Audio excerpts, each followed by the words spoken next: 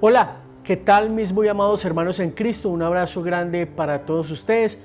De todo corazón espero que se encuentren muy bien y bendecidos por el Señor. Hoy quiero compartir con ustedes un mensaje bien especial en torno a esta fiesta de la Inmaculada Concepción, que de pronto algunas personas no entienden por qué los católicos encendemos velas el 7 y el 8 de diciembre. Incluso algunos de ellos se atreven a decir que lo que nosotros estamos haciendo son actos de idolatría cuando hablamos de la fiesta de la Inmaculada Concepción. Pero vamos por partes para que comprendamos un poquito más toda esta realidad. La idolatría se comete cuando uno quita a Dios del primer lugar de su vida para dárselo a otra cosa o a otra persona, o uno le da más importancia en su vida a cualquier cosa más que a Dios. Por ejemplo, si tú conoces una mujer y dejas de ir a la Eucaristía, al culto, a la oración, un día que debes de ir a la Eucaristía por irte con ella, por enamorarla, entonces estás colocando a esa persona por encima de Dios, le estás dando el primer lugar a esa persona en lugar de a Dios. Lo mismo sucede con el trabajo, cuando nosotros dejamos de ir a la Eucaristía, a la oración, al culto, por irnos para un paseo, para la finca, para el centro comercial, para cine, etc. En todos estos casos estamos cometiendo idolatría. No digo en un caso normal, en un día que no haya celebración de la Eucaristía o algo por el estilo que sea de precepto. Y recuerdo, les voy a contar a ustedes la historia de un sacerdote que cuando entró joven a la universidad conoció a una chica y comenzó a conversar con ella, se enamoró y su deseo era siempre amar y servir a Dios, y todo lo que hacía lo hacía con buen corazón. Entonces conoce a una chica, se enamora de ella y un día cualquiera siente como esa inquietud de querer discernir si lo suyo puede llegar a ser el llamado vocacional.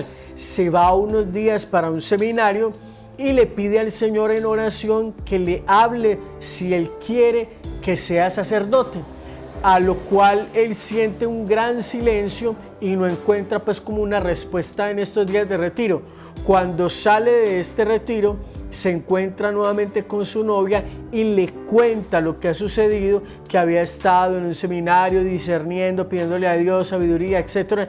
Y entonces esta mujer le dice: ¿qué cuentos de Dios? Lo que más importa somos nosotros. Dios, ¿qué tiene que ver? Con tal de que usted y yo nos amemos y seamos felices. Y en aquel momento, aquel joven siente en su corazón el discernimiento que aquella mujer no le conviene. Y entonces decide dejarla y vuelve a vivir una vida espiritual. Se va para el seminario y hoy por hoy es un sacerdote, y es un buen sacerdote. Esto es colocar a Dios en el primer lugar de nuestras vidas. ¿Quiere decir entonces que todos tienen o tenemos que ser sacerdotes? No, de ninguna manera. Simplemente es que Dios debe estar siempre en el primer lugar de mi vida, y yo puedo hacer muchas otras cosas que no sean pecado, que no sean contrarias al deseo de Dios, a la voluntad de Dios, y simplemente de esa forma yo le estoy diciendo a Dios que lo amo. Entonces, para que entendamos un poquito más esta fiesta de la Inmaculada Concepción, el Papa Pío IX en el año de 1854 declara este dogma que gira en torno a la Santísima Virgen María, de quien nosotros decimos que es concebida sin pecado y preservada de cualquier tipo de pecado. Esto era una petición que tenía la Iglesia, es decir, este dogma no nace del clero como tal, nace del pueblo que reconoce en la Santísima Virgen María un ser excepcional. Y ellos simplemente en un concilio que había en aquella época deciden ir al lugar donde estaban los obispos y se colocaban con luces encendidas. Era el último día, no sabían qué hacer, y entonces al ver la fe, el fervor de aquellas personas, deciden declarar el dogma de la Inmaculada Concepción. Prácticamente aquí es donde se aplica uno de esos dichos, vox populi, vox Dei. La voz del pueblo es la voz de Dios. Y no se equivocan, porque María tiene que ser un ser muy especial y ya vamos a ver por qué. Entonces, simplemente se hace la declaración de este dogma, el cual sostiene que la Virgen María estuvo libre del pecado original desde el primer momento de su concepción por los méritos de su Hijo Jesucristo, recogiendo de esta manera el sentir de 2000 años de tradición cristiana al respecto. Se celebra el 8 de diciembre, 9 meses antes de la celebración de la Natividad de la Santísima Virgen María, el 8 de septiembre. Entonces, después del pecado de Adán y Eva, en el libro del Génesis capítulo 3 versículos 15, dice Dios: y pondré enemistad entre ti y la mujer, entre tu linaje y el suyo. Ella te pisará la cabeza mientras tú le acechas el calcañal. Algunas otras versiones dicen mientras tú le hieres el talón.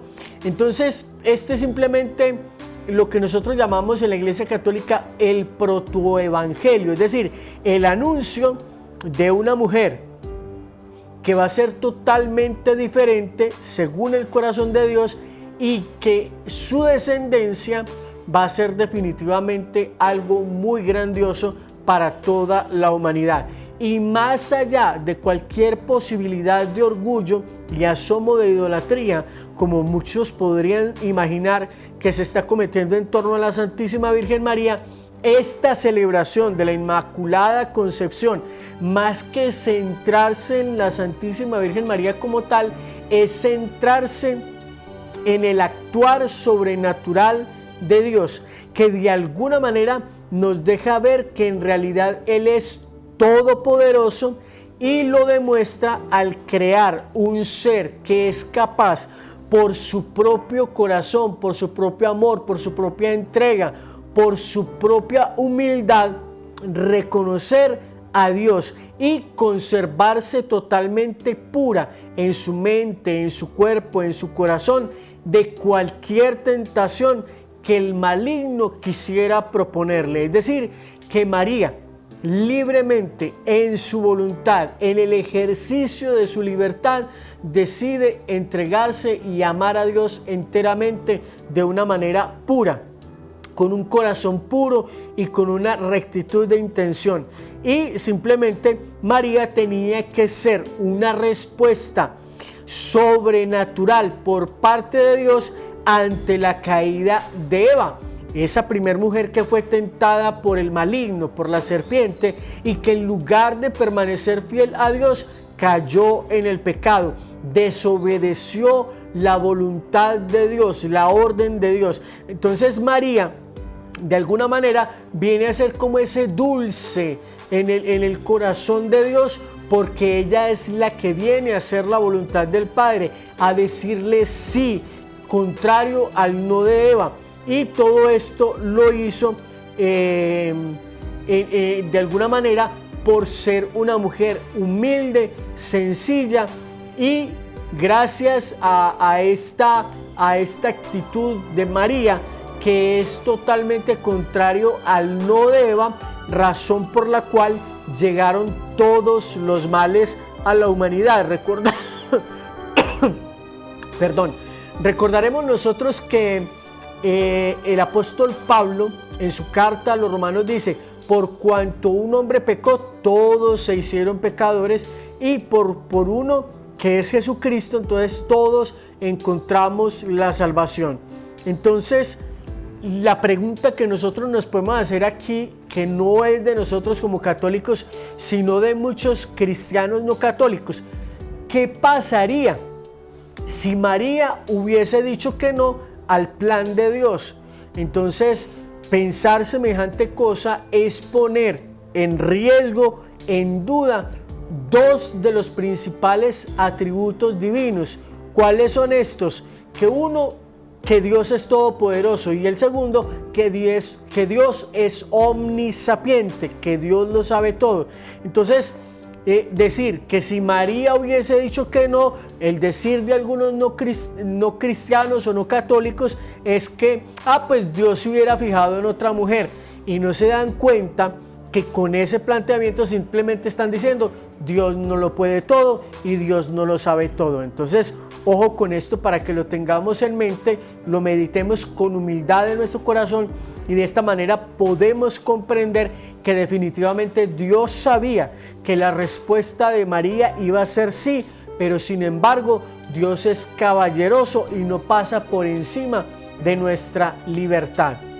Entonces, Él sabía que podía contar con el sí generoso de María, y a través de su silencio y humildad revela a la humanidad el prototipo de la criatura perfecta. Es decir, ¿por qué el demonio odia tanto a la Santísima Virgen María? Porque no la pudo contaminar de ninguna manera, ni en su mente, ni en su corazón, ni en su cuerpo, porque no pudo mancharla de manera alguna. Por esa razón, el demonio odia a la Santísima Virgen María, porque es el único ser totalmente humano al que él no pudo envenenar con sus pecados, ni con sus malos deseos, ni con ninguna cosa que pudiese ser semejante.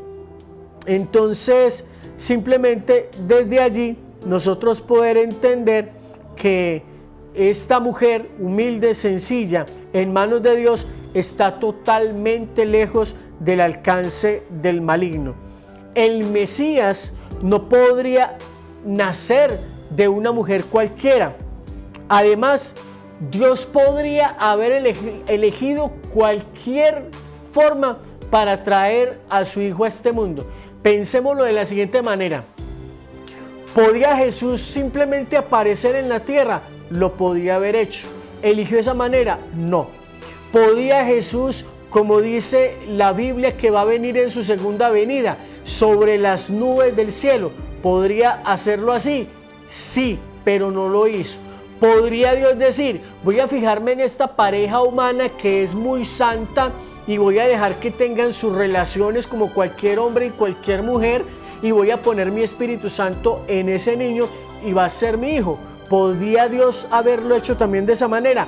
Con toda seguridad que sí, pero no lo hizo de esa manera.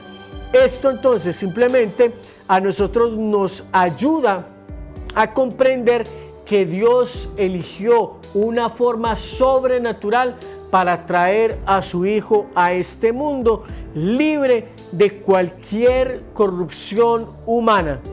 Esto es impensable para muchas personas que son demasiado racionalistas y que dicen es imposible que una mujer pueda llegar a concebir un hijo sin la intervención de un varón.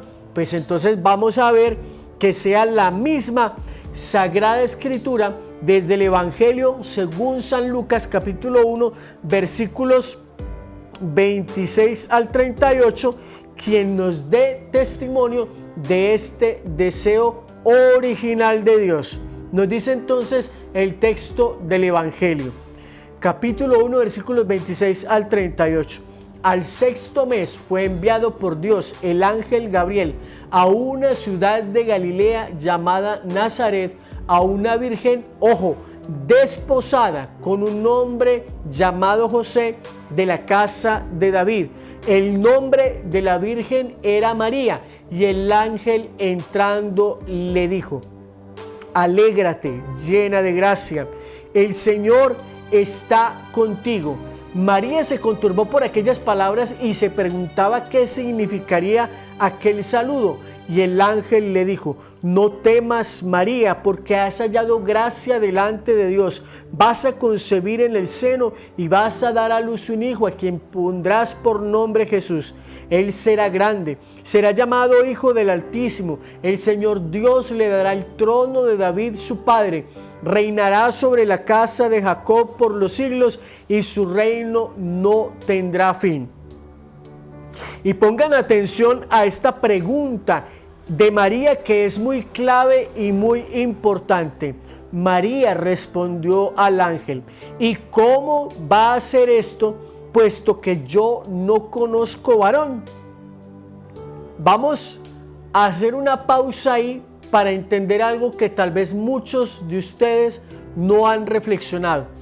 Esta pregunta de María, ligada a un versículo que leímos antes cuando estábamos iniciando el Evangelio, que dice: a una mujer desposada con un hombre llamado José, de la estirpe de David.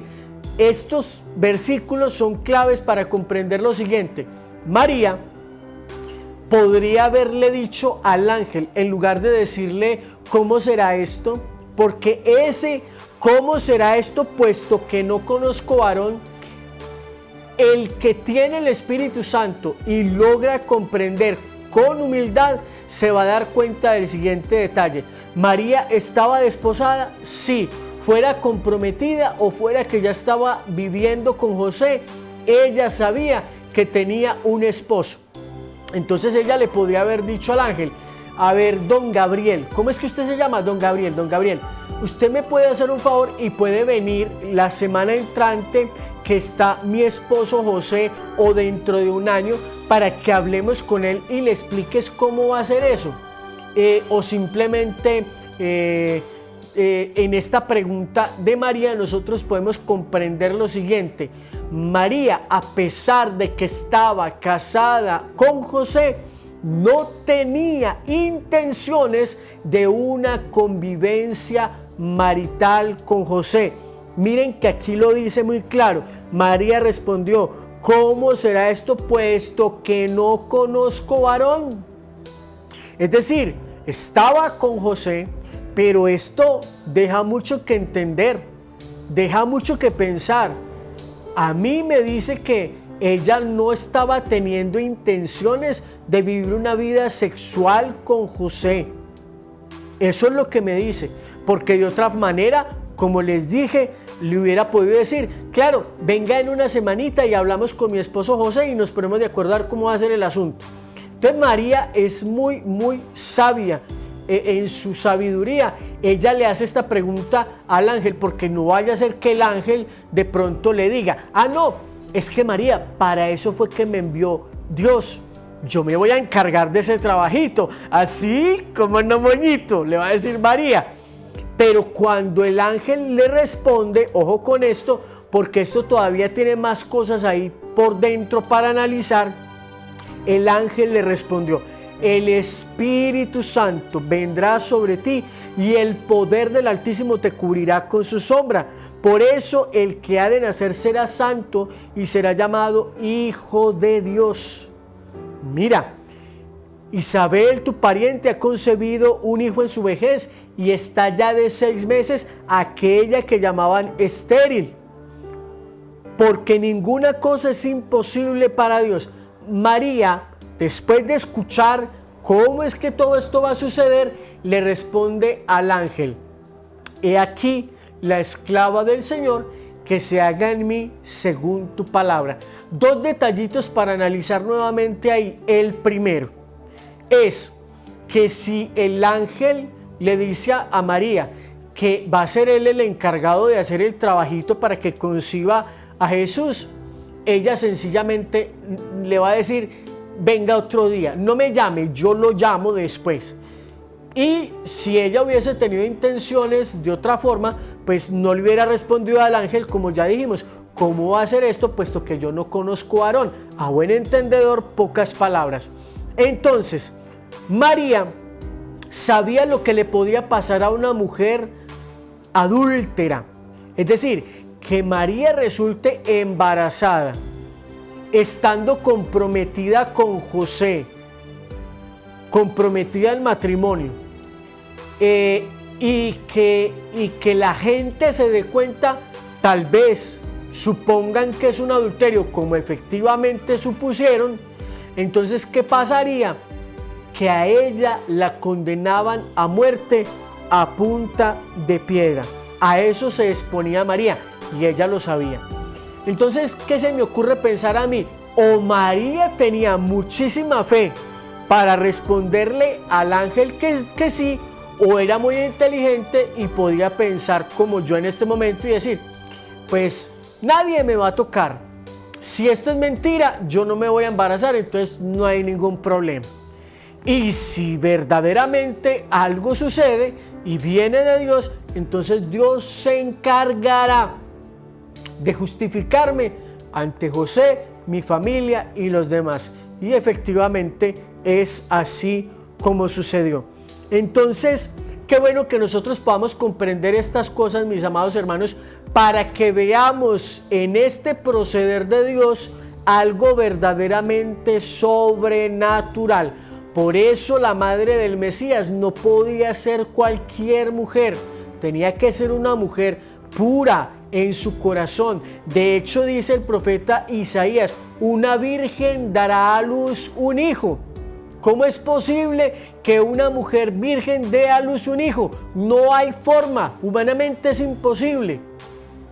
Entonces aquí viene el actuar sobrenatural de Dios en dos acontecimientos muy importantes: preservar a María de cualquier pecado, de cualquier mancha, de cualquier culpa, de cualquier mal pensamiento, una mujer según su corazón, y enseguida, de una manera sobrenatural, sin mancillar su cuerpo, sin manchar su cuerpo, viene el Espíritu Santo y coloca en ella la semilla de la vida, que más tarde va a ser conocido como el Hijo de Dios. Otra cosa que nosotros tenemos que analizar es que María nunca se ha engrandecido a sí misma, ni se ha puesto por encima de Dios. Y es justo reconocer lo que Dios hizo en ella y a través de ella. Es una gran manifestación de su poder y su voluntad, pues no se trata de María, se trata de lo que Dios hizo en ella y quiere hacer también en cada uno de nosotros. Lástima que ya nosotros nos hemos dejado manchar en nuestra mente, en nuestro corazón, nos hemos dejado corromper por las propuestas del maligno y de este mundo, y ya no tenemos esa posibilidad de María. Pero si dejamos que Dios actúe en nuestro corazón, Dios nos puede devolver al estado original, nos puede devolver la pureza. Entonces, qué bueno nosotros poder comprender que si nos entregamos a Dios de corazón, podemos ser capaces de lograr todo aquello que Dios quiere y rechazar también en nosotros cualquier propuesta que sea contraria al deseo de Dios, a la voluntad de Dios. Es una manifestación del poder que Dios nos ha brindado cuando nosotros tenemos la voluntad de sacar en nosotros mismos la mejor versión que podemos llegar a ser, siendo totalmente libres en nuestra voluntad y diciéndole a Dios: yo quiero ser santo. Esa es una de las cosas que nosotros deberíamos de tener en cuenta un día como hoy, que celebramos la Inmaculada Concepción, y en lugar de quedarnos ahí pensando que la están idolatrando o que la estamos idolatrando a ella, es pensar en lo que Dios hizo de una forma poderosa y sobrenatural en ella y a través de ella. Vamos entonces ahora nosotros a darnos cuenta cuánto trabajo nos cuesta a nosotros comprender que Dios no solamente hizo algo grande en ella, sino que también a través de ella. Pues dejemos que sea la misma Sagrada Escritura, porque hay algunos hermanos que son muy delicados, y si no lo dice la Biblia, que no es un presupuesto bíblico siquiera, no hay un texto que diga sola Escritura, entonces qué bueno nosotros poder entender desde la Biblia que hay algo aquí grande. Seguimos en el Evangelio de Lucas, capítulo 1, y aquí vamos ya del 39 al 55. En aquellos días, después del anuncio del ángel, se levantó María y se fue con prontitud a la región montañosa, a una ciudad de Judá, y entró en casa de Zacarías y saludó a Isabel. Aquí estamos viendo cómo María, siendo la madre de Jesús, la madre de Dios hecho hombre, Jesucristo, verdadero Dios y verdadero hombre, decide ir a servirle a su prima Isabel.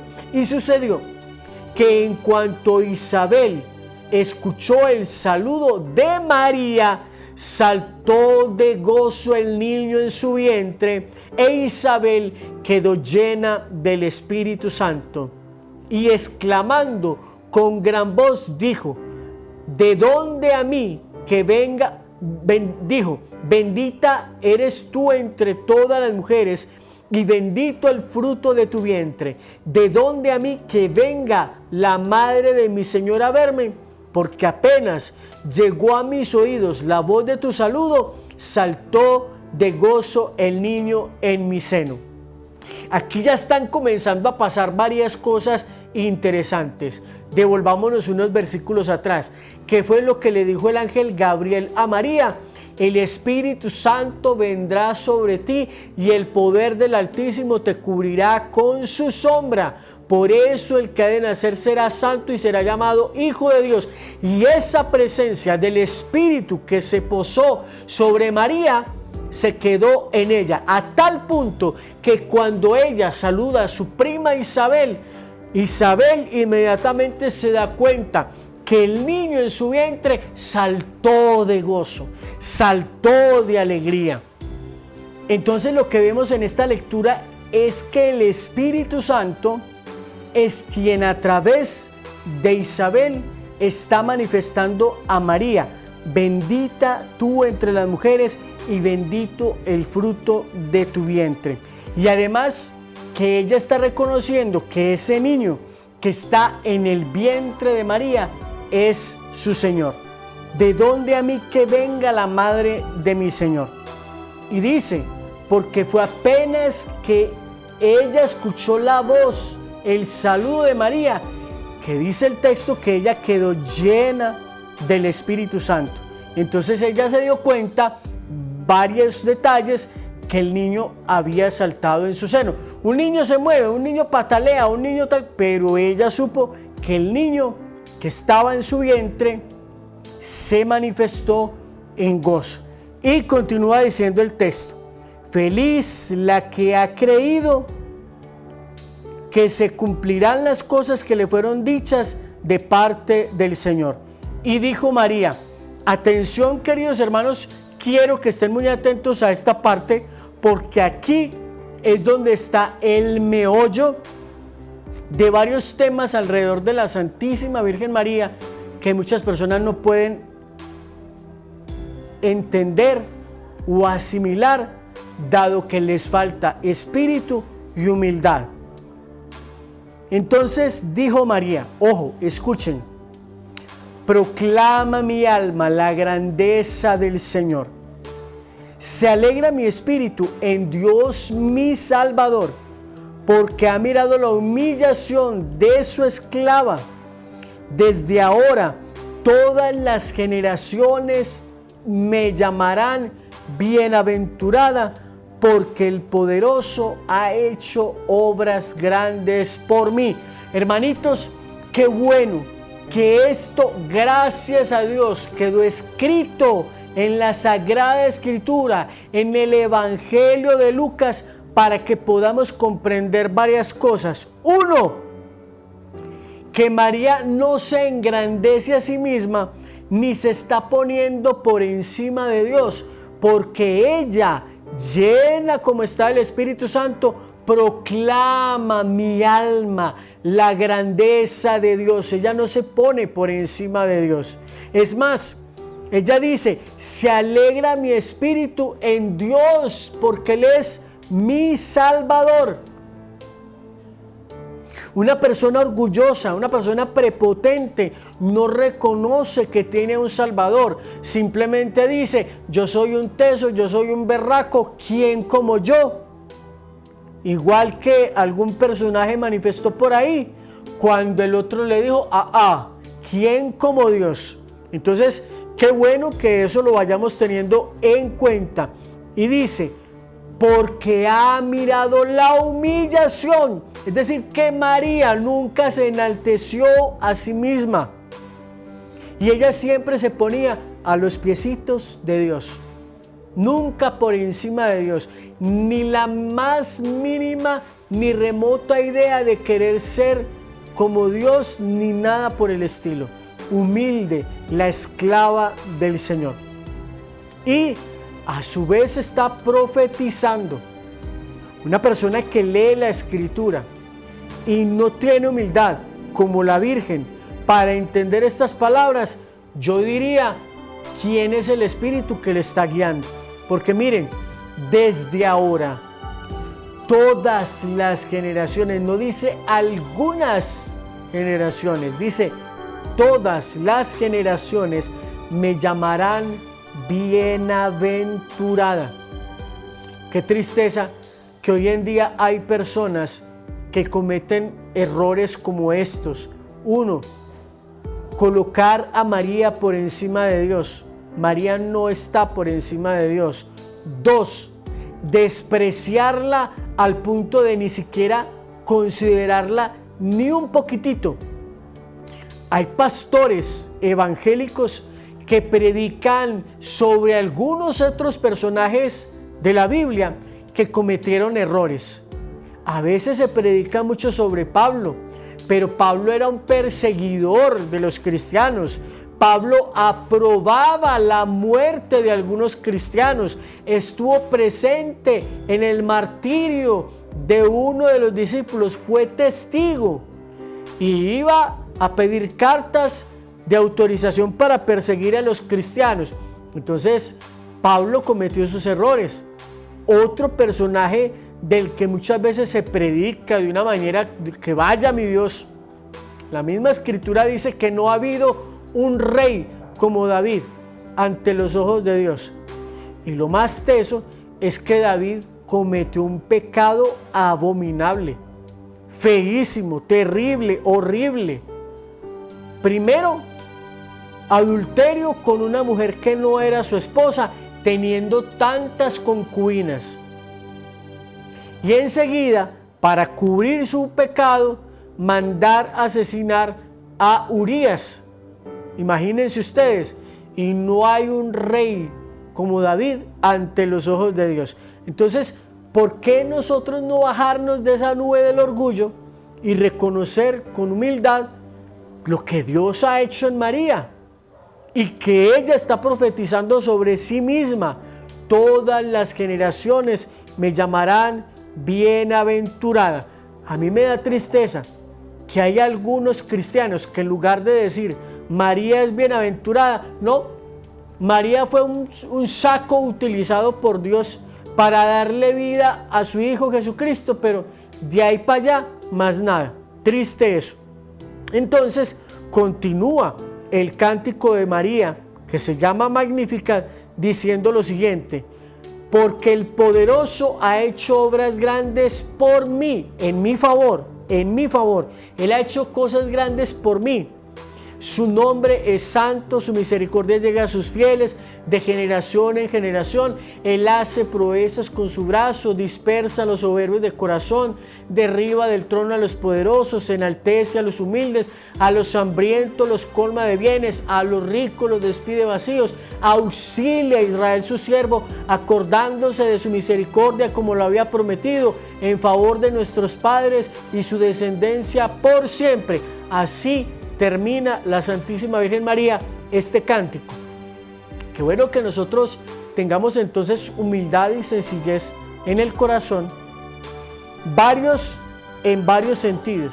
Unos, para comprender que a María no se le está idolatrando, y los otros, para dejar de convertir una fiesta como la de hoy, de la Inmaculada Concepción, en una parranda de pólvora, de música, de bebedera y de tantas cosas que no son de Dios. Hay otros días para uno distraerse. Si se quiere tomar un traguito, un vinito, una cerveza, no pasa nada. Para no emborracharse ni dejarse caer como esclavo del alcohol ni nada. Pero tenemos otros días. Un día como hoy es para orar, dándole gracias a Dios por las grandezas que ha realizado, no solamente por María, sino también por nosotros. Sería un día para recordar que el poder de Dios es grande, es inmenso. De modo entonces que para finalizar ya esta reflexión con ustedes, mis amados hermanos, De modo pues que para finalizar ya esta reflexión, mis amados hermanos, y no hacerla más larga, simplemente decirles lo siguiente. De modo que es muy propio e importante reconocer lo que Dios ha hecho en ella y puede llegar a ser en nosotros. Es un acto de justicia para con Dios. Reconocer el poder y la capacidad que Dios tiene para hacer lo que hizo en ella y puede hacer en nosotros es un gran acto de justicia para con Dios. Y deseamos corresponder a Dios por lo que ha hecho en nosotros. Y no existe una mejor forma de reconocer y darle gracias a Dios que vivir una vida santa ante sus ojos. Y mis hermanos, y para finalizar, mis amados hermanos, no es posible que nosotros tengamos la capacidad de adorar a Dios porque reconocemos que es un ser todopoderoso, de reconocer el Espíritu Santo porque ha hecho grandes cosas también, y a Jesús por ser nuestro Mesías y Salvador, y deshonrar descaradamente a esa humilde mujer que dijo sí humildemente al plan de Dios y fue su instrumento para traer a este mundo a su santo Hijo para salvarnos. Esto, hermanos, es una gran coherencia espiritual, porque entonces cuando estamos rechazando a María y lo que Dios hizo en ella, estamos de alguna manera tratando de hacernos los de la vista gorda de manera bien injusta ante un don, una manifestación, un regalo por parte de Dios para la humanidad. Y recuerden esto, la Santísima Virgen María es el ser más odiado por el maligno porque es el único ser totalmente humano a quien no pudo manchar, contaminar, ni con una mala palabra, ni con un mal pensamiento, ni con un mal deseo. María, la nueva Eva, la que fue capaz de decirle sí a Dios, nos dé la capacidad de ser humildes y sencillos para reconocer también en nosotros que Dios es grande, que Dios es bueno y tiene poder para hacer muchas cosas y lo que se le antoje hacer en favor de nosotros y de toda la humanidad. Bendiciones para todos.